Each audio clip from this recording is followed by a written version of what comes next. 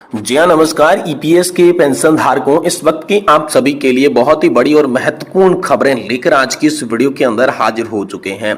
जिसमें दोस्तों पहली बड़ी खबर की बात करें तो दोस्तों ईपीएस 95 पेंशन भोगियों की हायर पेंशन वेतन के अनुपात में पेंशन की भुगतान को लेकर लोकसभा से आप सभी के लिए बहुत ही बड़ी खबर निकलकर सामने आ चुकी है। तो आखिरकार लोकसभा से हायर पेंशन के साथ साथ वेतन के अनुपात में पेंशन का भुगतान हो, इसको लेकर क्या बड़ी खबर आई है दोस्तों, इसके बारे में संपूर्ण रूप से जानकारी आप सभी को इस वीडियो के माध्यम से दी जाएगी।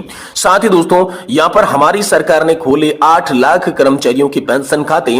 विधानसभा में एनपीएस पर बोले सीएम योगी। जी हां दोस्तों, सीएम योगी का एनपीएस योजना को लेकर विधानसभा में बड़ा बयान आया है। तो यूपी के लोगों के लिए क्या बड़ा बयान आया है, इसके बारे में भी बात करेंगे। वहीं दोस्तों ईपीएस 95 हायर पेंशन को लेकर बड़ी खबर आ रही है। 55,000 तक की पेंशन, 25 लाख तक का एरियर कर्मचारी भविष्य निधि संगठन ने रोक रखा है। इसको लेकर दोस्तों नई रिपोर्ट सामने आई है, तो इसके बारे में भी आज की इस वीडियो के अंदर बात करेंगे। साथ ही दोस्तों पेंशन भोगियों, दिव्यांगजनों और सीनियर सिटीजन के लिए बड़ा ऐलान।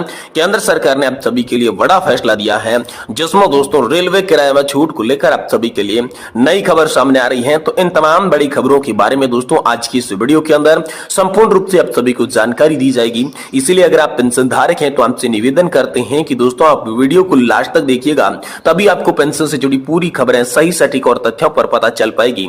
इसलिए निवेदन करते हैं कि वीडियो को लास्ट तक देखने के साथ साथ आप हमारे चैनल पर अगर पहली बार आए हैं तो दोस्तों चैनल को सब्सक्राइब कर दें, वीडियो को लाइक कर दें। तो चलिए बिना किसी देरी के आज की इस वीडियो के अंदर ईपीएस पेंशन धारकों से जुड़ी प्रमुख बड़ी खबरों की चर्चा करते हैं। जिसमें सबसे पहली बड़ी खबर की बात करें तो ईपीएस 95 पेंशनर्स को लेकर बड़ी खबर आ रही है।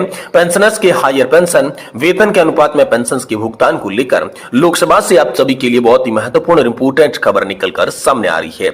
जी हां दोस्तों, लोकसभा में ईपीएस 95 पेंशन योजना पर चर्चा हुई, जहां पर सरकार ने सुप्रीम कोर्ट के आदेश के अनुपालन में पात्र पेंशन भोगियों को वेतन के अनुपात में पेंशन भुगतान की प्रक्रिया की जानकारी प्रदान की है। जी हां दोस्तों, ईपीएस 95 हायर पेंशन भोगियों को सुप्रीम कोर्ट के आदेश के बावजूद भी हायर पेंशन का लाभ नहीं मिल पा रहा है।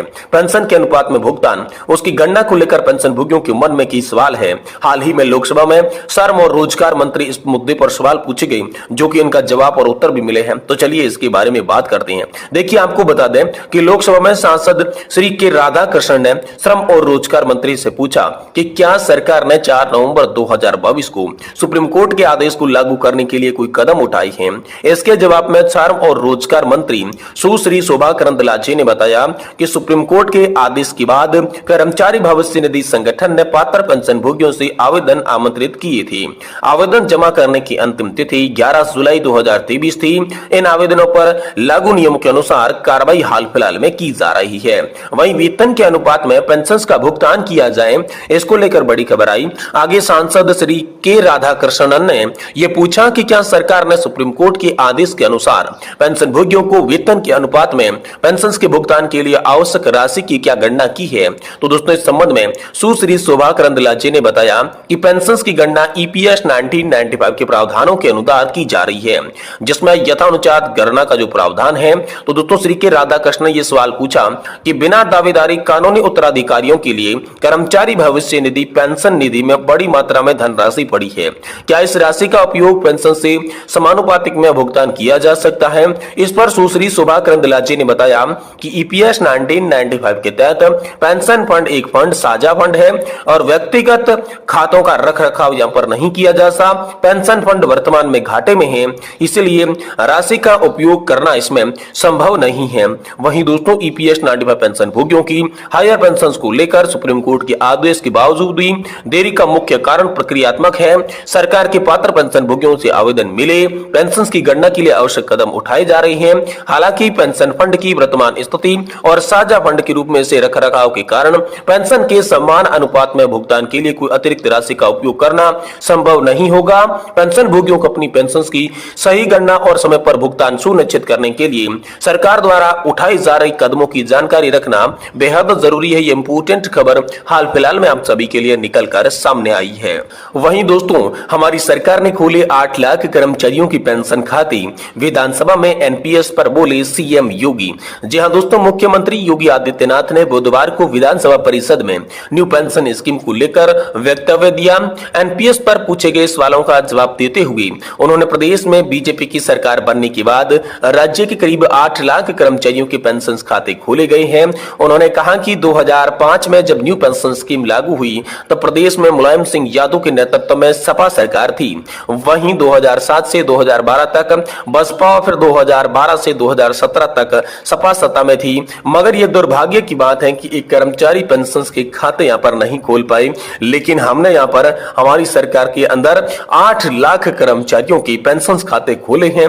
ये दोस्तों मुख्यमंत्री योगी आदित्यनाथ ने विधान परिषद के अंदर बड़ा जो है वक्तव्य एनपीएस को लेकर दिया था। वहीं दोस्तों अगली बड़ी खबर की बात करें तो ईपीएस 95 हायर पेंशन योजना को लेकर बड़ी खबर है।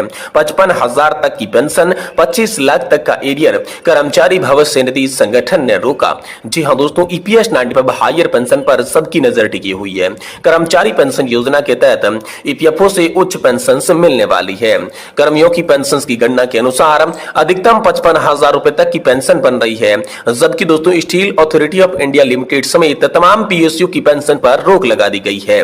भिलाई स्टील प्लांट के अधिकारियों और कर्मचारियों की तरफ से ज्वाइंट ऑप्शन फॉर्म जमा करने के बाद पैसा तक ईपीएफओ के खाते में ट्रांसफर किया गया था। पीएफ ट्रस्ट का विवाद सामने आया, इसको गंभीरता से लेते हुए दिल्ली से ईपीएफओ तक एक आदेश आया। पूरी प्रक्रिया पर दोस्तों इसमें रोक लगा दी। जिन लोगों ने पैसा जमा करवाया था उनका पैसा वापस कर दिया। भिलाई स्टील प्लांट में एक जनरल मैनेजर की बात करें तो उनको हायर पेंशन के लिए करीब 45 लाख रुपए जमा करना है।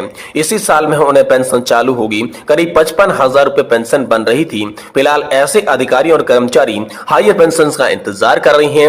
वहीं 2015 और 2016 में रिटायर और पेंशन 36,000 तक बनती है। जी दोस्तों, ट्रेड यूनियन सट्टू के जनरल सेक्रेटरी जगन्नाथ प्रसाद द्विवेदी के मुताबिक सरकार और ईपीएफओ की ढिलाई से कर्मचारी परेशान हो रही हैं। कर्मचारियों को करीब 25 लाख तक का एरियर मिलना है। साल 2015-16 में जिनका 58 साल पूरा हुआ है उनकी पेंशन करीब 36,000 के आसपास बन रही है।